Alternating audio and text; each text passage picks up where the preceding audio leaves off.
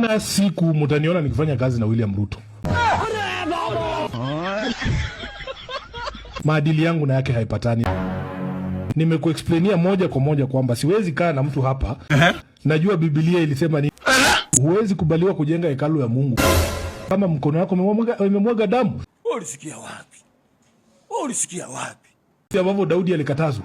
Unakaa hapa na mtu unajua tu vizuri. Huyu mtu ni muuaji. Haiwezekani bana. Mimi mwezi kunipata kwa hiyo vitu. Na si ati ni kwa useme haraka chuki ama nimekuambia it's nothing personal. Mimi hata sijawahi kukutana na yeye ati kuzungumza ama kufanya chochote na yeye. Maadili yangu na yake haipatani. So there is no condition. Oh my God. I have no conditions.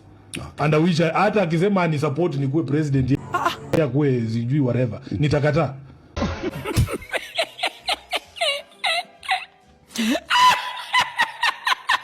Siwezi? Yeah? Siwezi kubali. Enough is enough. Have you heard me?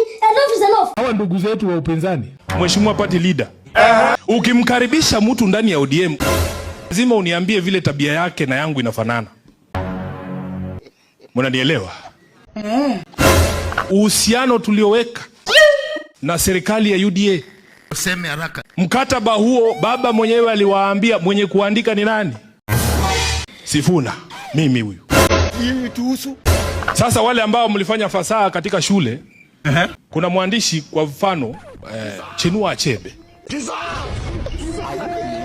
Chinua Achebe ndio mwenye kuandika Things Fall Apart. Si mnajua?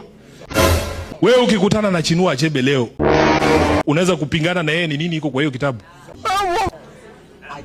So wengine ambao wanazunguka Yesu, what did you say? na kwa sababu baba alituambia we keep our identity.